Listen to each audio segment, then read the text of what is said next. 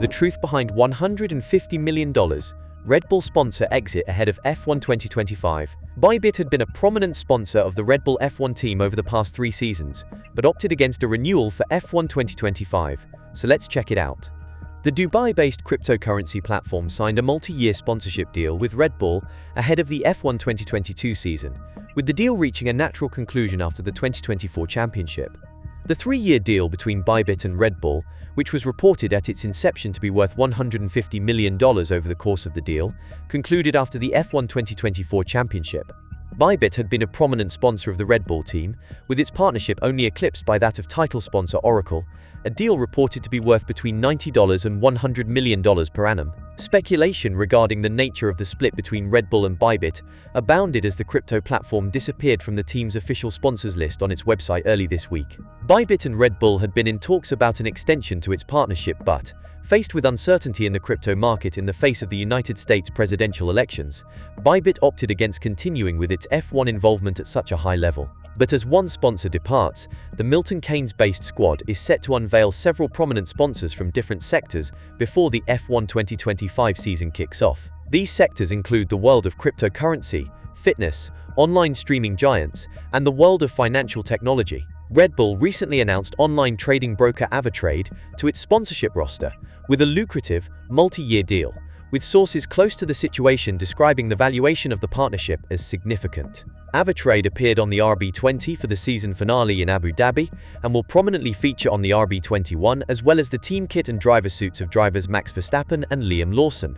Avatrade will also sponsor Red Bull's Driver Academy program, become a partner of the Red Bull F1 Academy program, and sponsor the Red Bull F1 podcast, Talking Bull. Separately, Red Bull has also announced a multi-year deal with video conferencing technology partner Neat, as the company has stepped into Formula One for the first time. Starting this year, Neat will feature prominently on the Red Bull RB21, the pit crew helmets, and on-track displays, while Neat video technology will be deployed throughout the Red Bull organization. Sergio Perez is set to leave Red Bull at the end of the F1 2024 season. Perez has come under pressure during a disastrous season, with the Mexican driver still without a podium finish since the Chinese Grand Prix in April. Having failed to retain the constructors' title, Red Bull are expected to confirm Perez's departure in the aftermath of this weekend's season-ending Abu Dhabi Grand Prix. 2 drivers are understood to be in contention to become Max Verstappen's new teammate for F1 2025, with Williams' Franco Colapinto no longer a target. And yet, none of that changes the fact Sunday will mark Lawson's 11th full start in F1. His CV otherwise includes runner-up in the DTM, runner-up in Super Formula like Pierre Gasly, and 3rd place in his 2nd year in Formula 2. That's Warrington Day, Warrington decent, but frankly, not better than decent.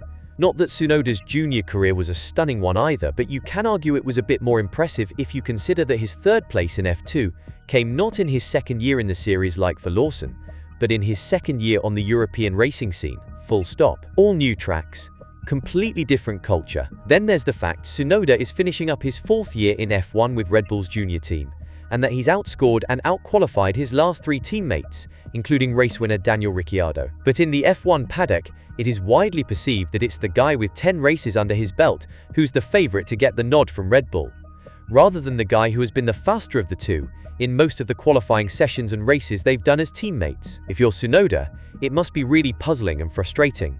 And puzzled and frustrated is exactly what he seems to be, at least when facing the media. Maybe a little bit lost as well when hearing questions about whether he genuinely feels that he has a chance of getting that seat. Questions in which the phrasing itself implies that there's good reason for him not to genuinely feel that way. On Thursday in Abu Dhabi, when facing the media at the pen, he really had to think hard before providing answers to some of the questions. What you think about Red Bull sponsor exit ahead of F1 2025? Like and comments below.